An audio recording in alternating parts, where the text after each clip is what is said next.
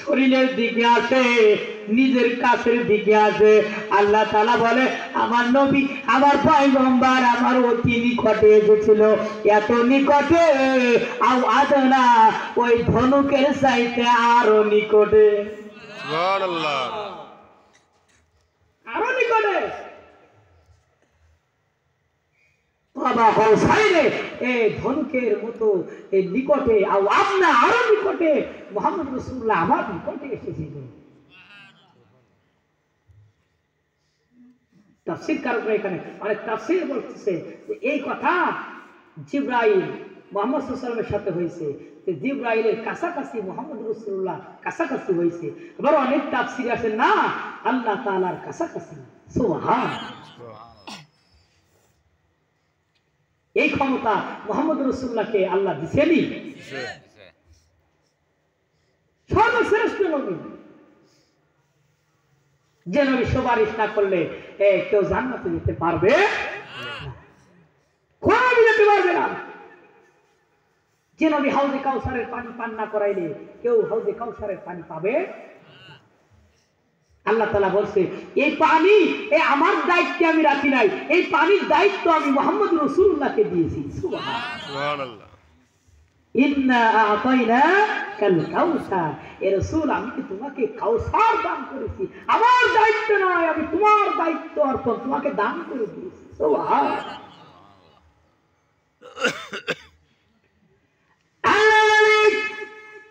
হাউজে কাউসারের পানি পান করাইবে, করাবেনি? হাউজে কাউসারের পানি আর সাধারণ পানি এক নয়, এক নয়।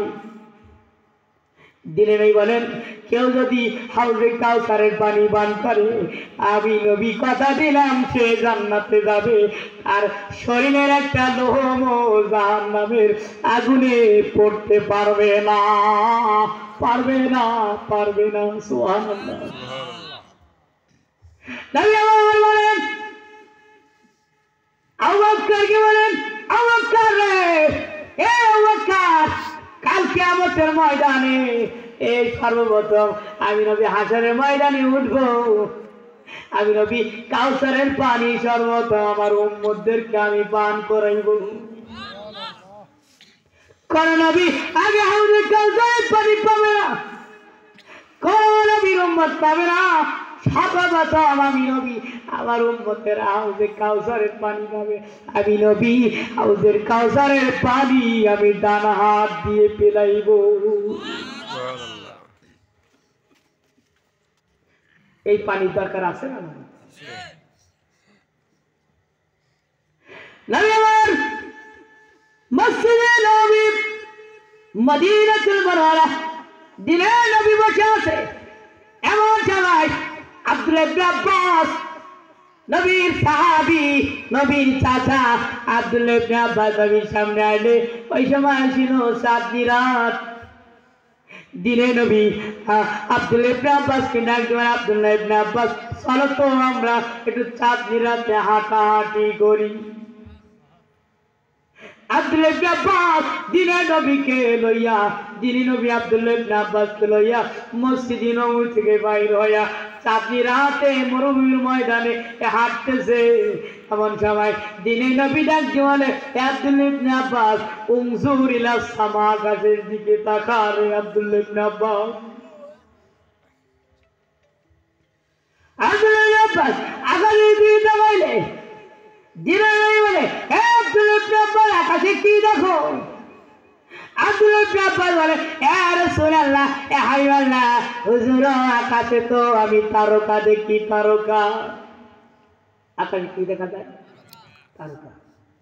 আমার কথা বুঝছেন আপনারা? উনজুর ইলা সামা, আকাশের দিকে তাকা, তাকাইলে দেখে তারকা। আব্দুল্লাহ ইবনে আব্বাস বলে ইয়া রাসূলুল্লাহ আকাশে তো তারকা দেখা যায়।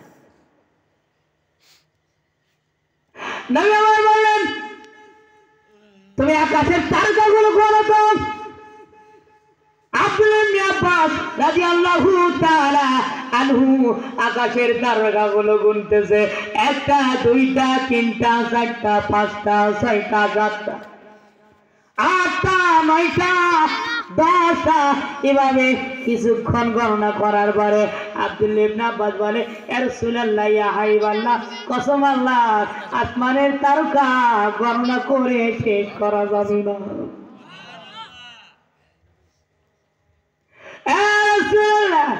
কসম আল্লাহ করে বলছি আকাশের তারকা করে কেউ করতে পারবে না। দিনের নবী ডাকতে পারে আব্বাস রে, এ আব্বাস আকাশের তারকা গণনা করে যেমনি ভাবে শেষ করা যায় না। আব্দুল্লাহ ইবনে আব্বাস কাল কিয়ামতের ময়দান যেদিন কায়েম হবে, যেই দিন হাউজে কাউসার আমি নবী আমার দায়িত্বে দেওয়া হবে, আমি নবী আমার কাছে হাউজে কাউসারের পানি থাকবে। এ আব্বাস রে, আমি আমার উম্মতদেরকে পানি পান করানোর জন্য এত বেশি পেয়ালা এত বেশি গিলাস সেই দিন আমি রেডি রাখবো। ওই দিন